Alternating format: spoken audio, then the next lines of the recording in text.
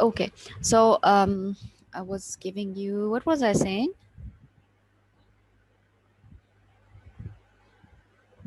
Yes, what was I saying?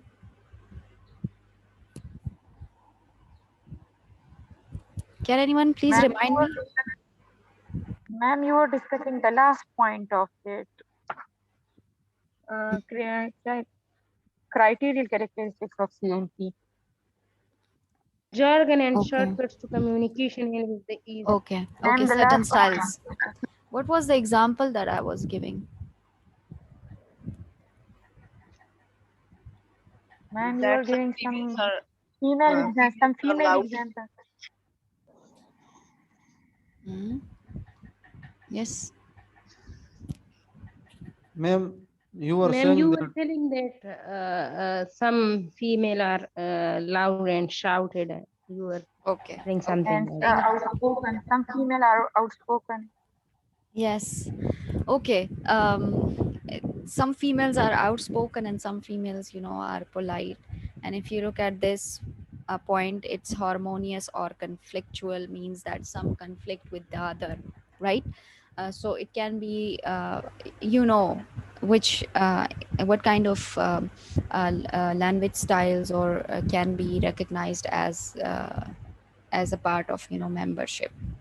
A shared discourse that reflects a certain perspective on the world.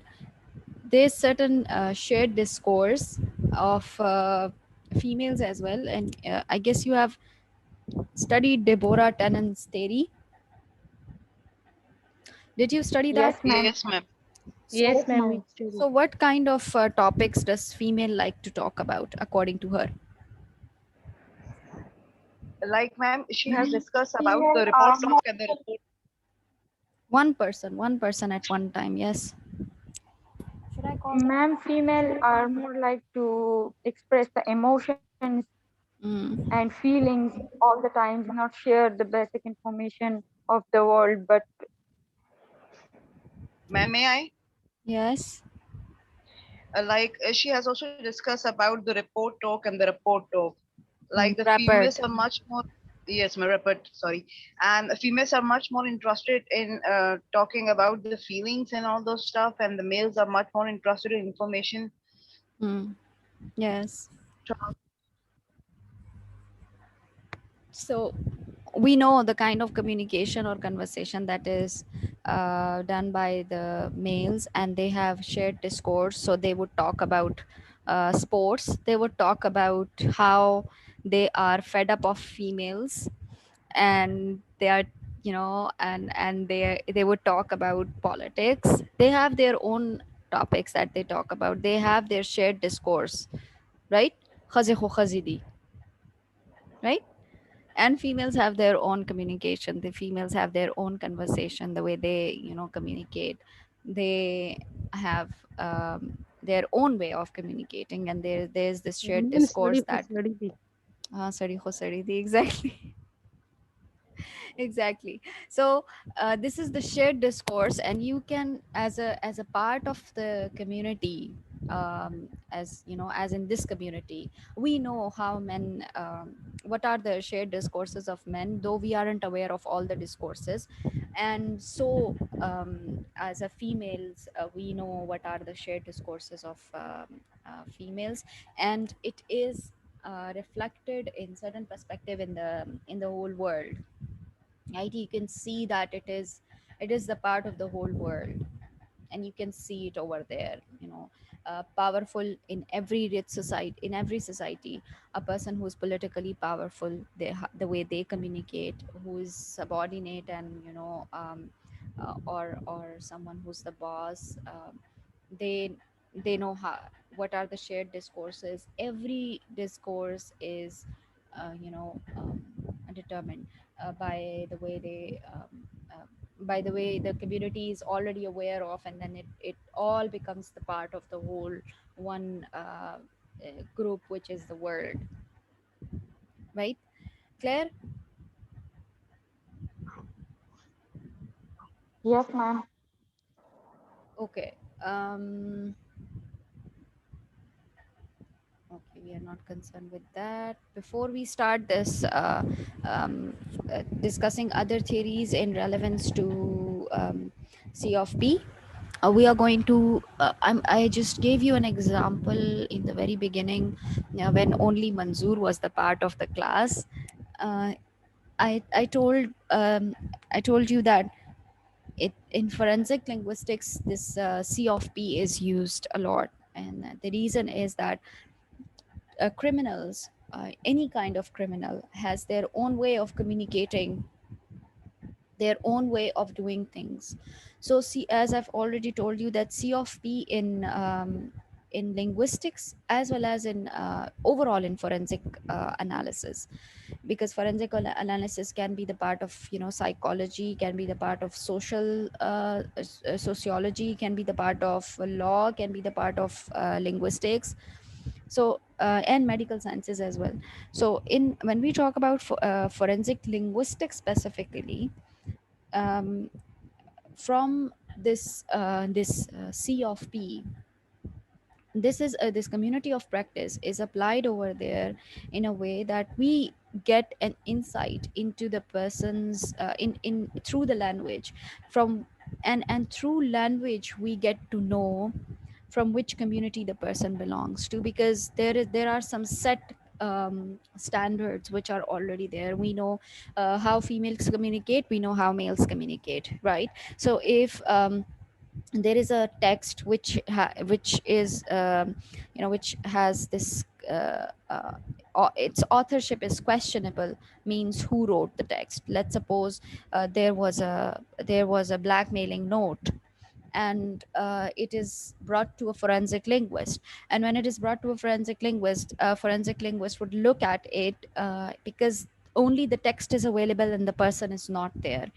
So by applying C of P, community of practice, the person would be able to, this forensic linguist would be able to know who the person is: a male, a female, from a rich background, from a poor background, of like which from which area. Because when it comes to community of practice, you are also, you know, you may also use different dialects, and you are the part of specific group, and you would commit that mistake, or you would make that mistake, or the kind of language that you're going to use would be in the same. For example, if someone writes um, in a blackmailing note is school, so the first thing that a forensic linguist can say is that, you know, this person is from Punjab, or maybe the first language of that person is Punjabi.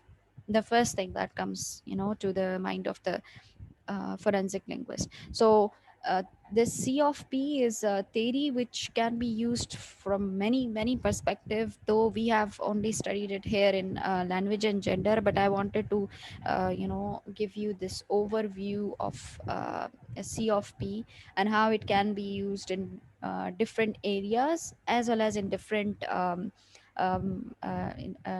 in different not only in different subjects, that is forensic linguistics and areas in linguistics, but also in within sociolinguistics. It can be used for many things as well, like for dialects, for language itself, for community, for institutions, that is, for example, communication between boss and subordinate. all all all of these can be the part of this a community of practice. Clear? Yes, ma'am. Yes, ma'am. Yes, ma'am. Okay, Yes, good. ma'am. Ma'am, Yes. I have a question that why the university doesn't teach this subject, forensic linguistics? I teach it Usually to they BS teach. students. I teach it as I've taught it to this is my third time that I'm teaching forensic linguistics. Ma'am, but at MS level, we don't find this subject. Well, I Ma'am, believe that Humaira said we haven't yes. this specialist in our department. Yes, because at BS level, fine, I can, like I can cover things which are the part of forensic linguistics for the BS level students. But at MS level, you need an expert in the field, because sociolinguistics is my area. Like, so my thesis is in sociolinguistics. So I can still do my area of specialization is CDA and DA. I mean, critical discourse analysis and discourse analysis. But apart from that, then at MS level, because see, you people ask so many questions, and if I'm as a facilitator, if I don't have knowledge, then it is difficult for me to, you know,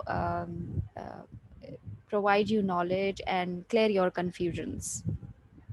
So same is the case for forensic linguistics as well.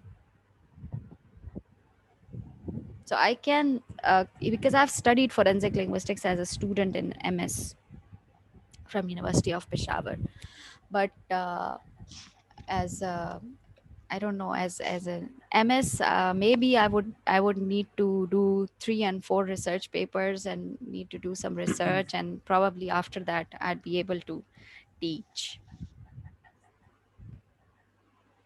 to MS level. Ma'am, Yes. uh, Okay, at ma'am. the moment we don't have any background knowledge of this subject. Which subject? So forensic linguistics, will we be able to do our research thesis in this subject? Well, yes, you people can, because I have supervised, co-supervised MS thesis, which was in psycholinguistics. I have also taught psycholinguistics in at BS level, but for that I had to read more than my supervisee. All right, so it's like you can, if you read Okay, everything ma'am. is clear to you. Like if you start searching, everything is going to be clear to you. And if you need guidance, I have recorded lectures of forensic linguistics. I can share the links with you all. Okay, ma'am. Thank you. I have a book as well, 2 3 books. Okay, Yes, And ma'am. I can share the with books us. with you all. Right, Okay, remind me ma'am. that remind me to share links with you of forensic Inshallah, linguistics. ma'am. Okay. Okay, ma'am. Okay, ma'am. Okay, so should we start? C of P. Yes. So the first theory is social identity theory. Anyone who knows a little bit about social identity theory? It's very easy. Yes.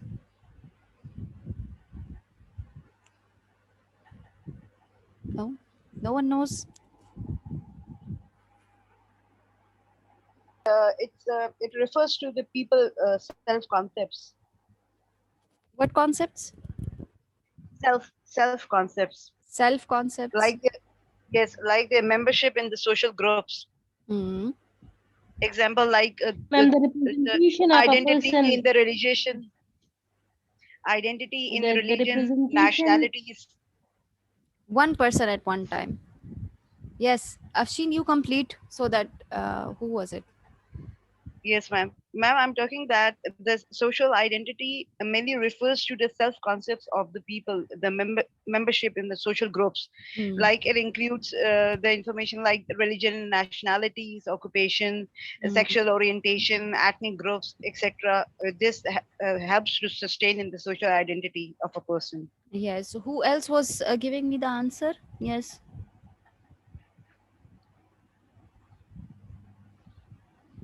Who was it? Was it Kainat? Who was it?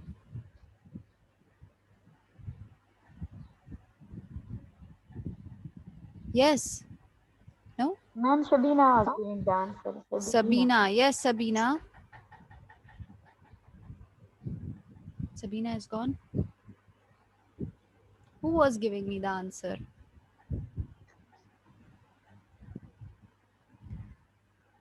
Okay. So, um, a social identity theory was first given by Henry Tatchell, and in social identity theory, we say that an individual's social behavior is a joint function of two important things. That is, uh, means that the individual personal identity is actually the part of their social identity. So for example, if if my identity as a female is as an individual, I have an identity as a female, but then at the same time I have this overall, social identity of that social identity, where you can see that there is similarity in that social identity and my personal identity, right? So the first point is which is their affiliation to a particular group identity that is salient at the moment in the interaction, and the interpretation of the relationship of one's in group to a salient out groups. So um, for example, me as a female has as a part of the, as a part of that female group,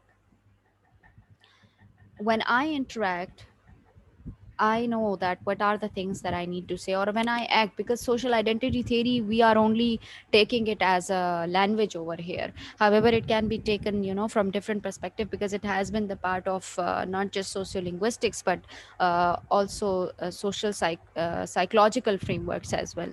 Right? In sociology, these frameworks are also used. So in because we are looking at the language, because we are looking at the sociolinguistic perspective of that, so we say that when I interact as a female in a society, I know that my individual behavior is has some association with the particular group identity of overall females that are there, right, when I'm interacting with them. So I know that I have to be polite. The kind of communication that I ask questions, as Lekov says that females ask a lot of tag questions. Even in Urdu, it's not just in English. It's like in almost all languages that females ask a lot of tag questions. है ना? Hmm. Right? It's very common with them, but males, they are not going to ask such questions. Similarly, as um, my my interpretation of the relationship of being the part of one group and out group is also very clear to me. For example, if there is a female and who's very outspoken, who's I'll go towards the sociological perspective as well, who walks like men and who is bold like men, and we normally say that some sade de, right? So and we don't want to say that some sade they means that for the students who do not understand Pashto, we it means that bilkul aadmi hai, right? So when we say that bilkul aadmi hai to a female, we don't mean to say that this person is a this female is a male. No, we are actually referring to the way they communicate, the way they act in a society. Same is the case with the language. So when you are using when you are using language and you're very outspoken, so we consider some people as as out group and some people as in group. So certain features as my communication as a part of a female communication is in group, and then as an out group. Same is for the males as well. There are certain standards that we have set for the society, but as a social identity theory, we believe that the personal identity of the person, personal identity means my identity of a person as a person, is the part of the social identity, right? It's a part of the social identity. Clear? Yes, Yes, ma'am. ma'am. Okay, good. Same is the case with this. It's not just male and female. Same is the case for the rich and the poor. And remember, we studied social dimensions, so you can apply the theory over there as well. Social dimensions in which you have uh, like status differences, the dimension of status. So if you're, a higher class or lower class, you know how to act in that specific group, right? And um, uh, how you're able to maintain it, so me as a part of a me as a part of this specific group, I'm going to act in a certain way where I would um, try to, you know be in that specific group by the acts that I have, the kind of communication that I have, or maybe even the gender that I have. And then I'll compare myself with the others outgroups. I'll have this comparison. How am I different from the other group? What are the things that the other groups are doing and I'm not doing? Right? And then I identify myself with that specific group. Clear?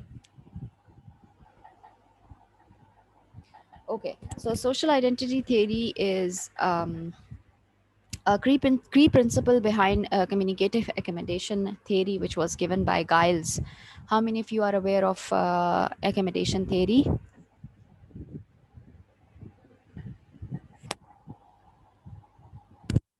Yes, Giles, Howard Giles accommodation theory. No? Okay.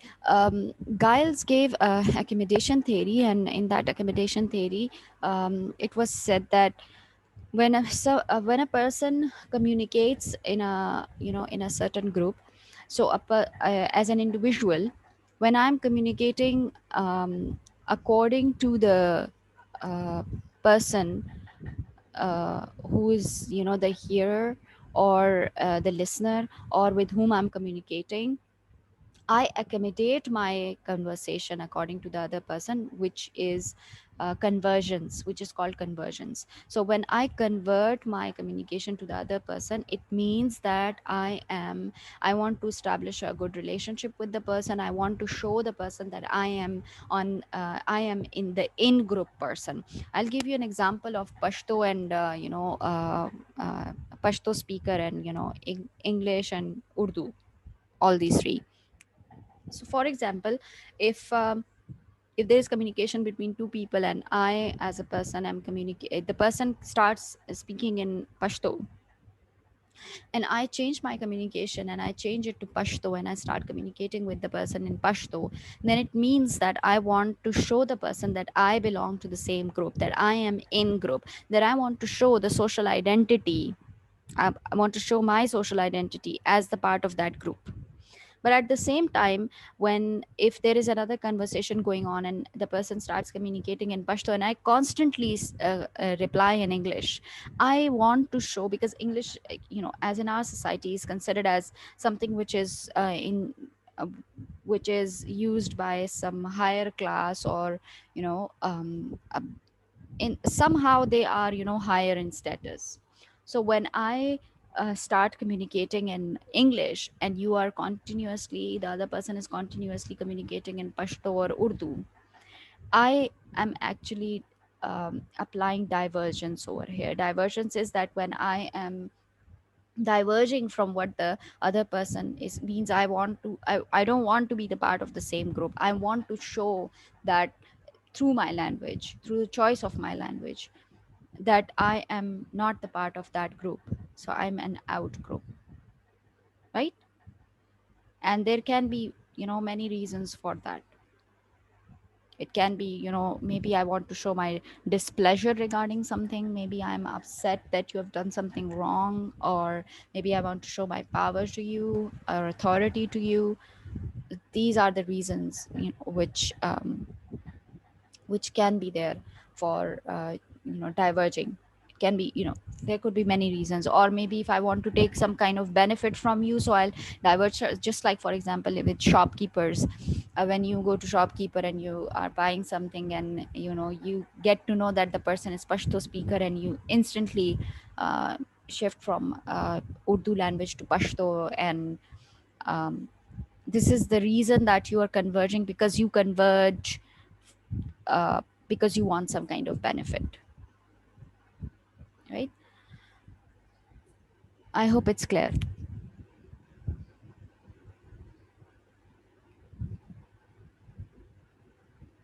Yes, Are ma'am, you it's all clear. there? Okay, okay. And then we have this speech community.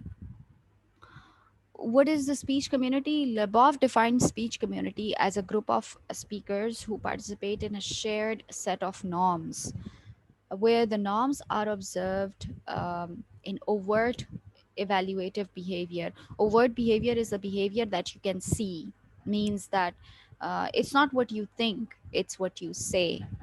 So um, as a speech community, it's as a group of speakers who actually participate in a set of norms.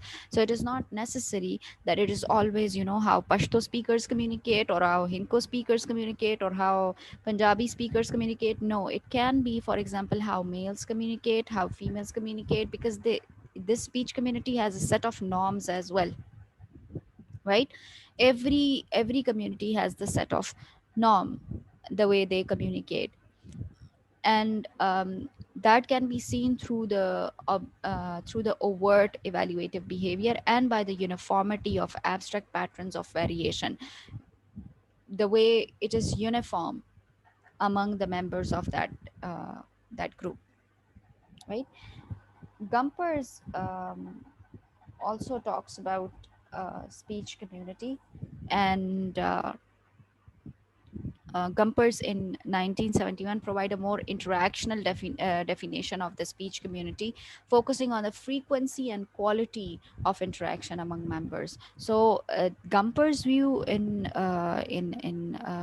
comparison with Lebov is that Gumpers more Gumper has more focused on on on the way uh, people communicate with one another based on set of norms, but they may also violate, means that it's not necessary that like there is, because Lebov doesn't talk about the interactions which are followed completely, or you know, to some extent, but Gumpers do talk about that. Gumpers says that, you know, there is a frequency, like for example, someone is following it 20%, someone is following it 30% or 50% or 80% or 100%, right? So there is this frequency, or maybe it also depends on the quality of interaction among the members, the way they communicate with one another, which makes them a speech community as a um, and as a member of that speech community. So for example, if a male is communicating the way males communicate, or um, in or to the extent the way males communicate, to what extent the males communicate. So this is what Gumpers talks about, right? Okay. One's membership in a speech community depends on social or behavioral properties that one possesses. Why one's membership depends on speech community, which depends on the social and behavioral properties of that person. Because if I am born as a male and I communicate as a female, then obviously it's, you know, something which is unacceptable to the community, to the speech community. So males would never accept that person. Sorry, females would never accept that person. And same is the case, you know, with the males as well as with the females as well. So if someone is born as a female, if I'm born as a female and I I communicate as like, you know, males, so um, it's like uh, I won't be accepted, or there would be no membership. I'm left with 10 minutes in this session. Okay, the dimension along with which a C of P differs from that of speech community are discussed in a greater detail by this person. You can study it if you want to. There's this table which shows how all these two are different, and what's the differences in a community of practice and social identity and speech community. Go through it, and it would be more clear to you, right? Okay, then we have social networks. Okay, an analysis of language in use employing the C of P framework also has features in common with social network analysis. But again, the two frameworks can usually be distinguished. The ideas of measuring an individual's ties within a network, multiplex and uniplex. Now, what is multiplex and what is a uniplex? Multiplex is Uniplex is, for example, when I'm the part of a specific group, let's suppose females or let's suppose males. So if for example I'm the part of the females community, this is uniplex because it is one group that I belong to. Or for example, if if you all know me as a teacher and there is no other relationship that you know me as, in, for example, if in this class there is a person who is also my sister, so in that case, that would be multiplex. But as over here in our conversation, I am only a teacher who's interacting with my students, so this is a uniplex, right? Uniplex social network in which we are communicating. It's a common network as in which we are communicating. However, when it comes to a multiplex is when you share more than one uh, group, or you share more than one relationship with the group that you are communicating with. This becomes multiplex then, right? So how an individual ties with a network, it can be multiplex, it can be uniplex, the way I'm communicating with you all, right? Here it's uniplex. And uh, say if the way I'm communicating as a teacher to the students, it's similar in how C of P is working, um, because you might have seen that all teachers communicate with the students like this, right? As a part of the social network, when I communicate with you all, I have learned it from my teachers. When I was I was not the part of that group, I was a peripheral member at that time, but then slowly and gradually I knew how to communicate. I learned how to communicate with my students. I got it.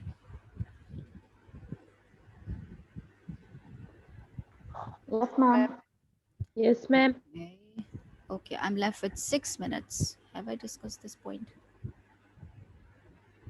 Okay, yes, we are here to the social constructionism. Okay, social constructionism. How many of you know about social constructionist approach?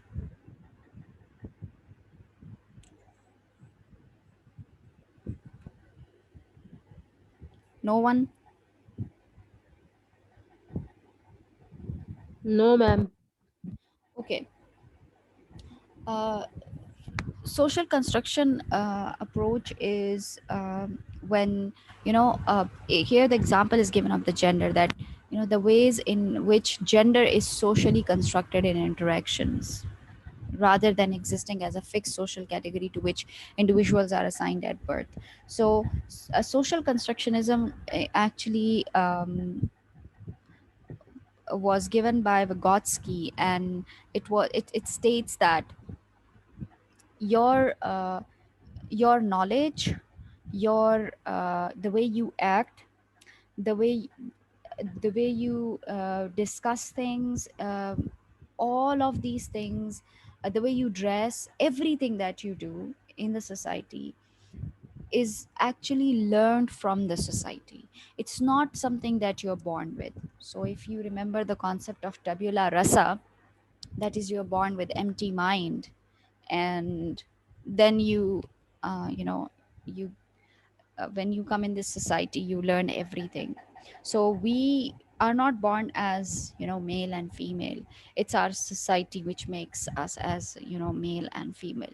So this is it, and it is very much similar to C of P, because C of P also says that it's a learning process, right? You learn um, in a natural environment, and that natural environment is actually in which you are born. So um, when it comes to language and gender, you can apply social constructionist approach as well, though you need to read social constructionist approach in detail.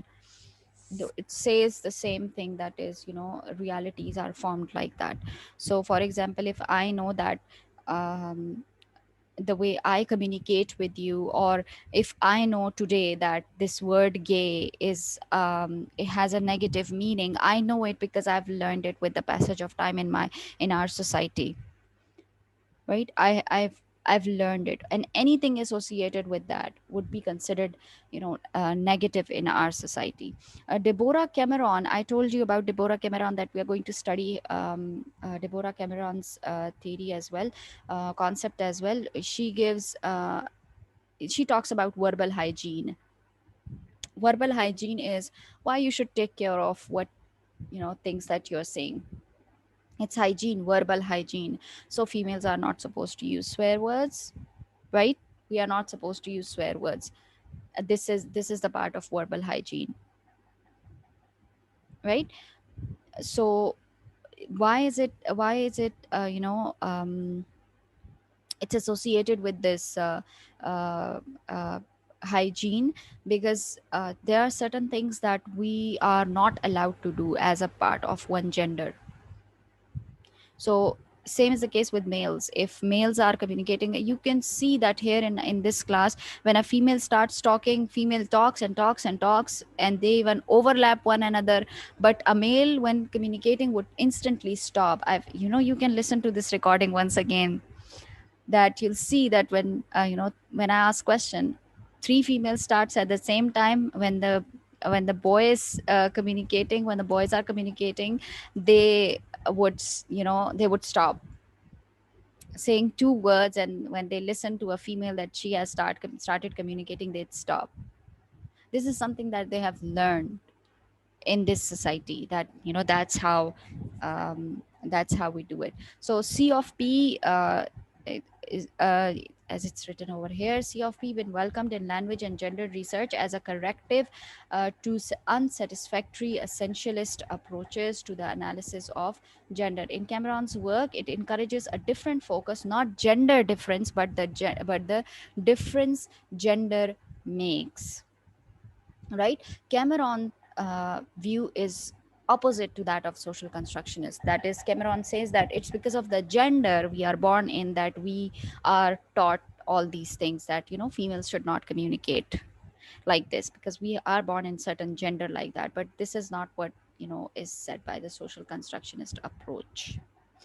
And C of P is a solution to all those, right? People's active engagement in the reproduction of or resistance to gender arrangements in their communities. I'm left with 1 minute in this session. I hope I'll be able to complete. If you all can join for just a minute or two, I'll be able to conclude it. I'm left with just 2-3 points. من بس يختاروا مني.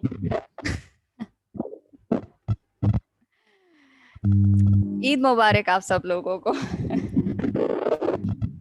in advance. If you people can study this by your own, it's not difficult. It's just the conclusory remarks, right? I've already discussed this all. It's just Like there is one thing to discuss. oh yes, I wanted to discuss this micro level of the individual. I'll leave the audio here in this. Switch off your mic. Whose mic is on? Thank you. Okay, micro level of the individual.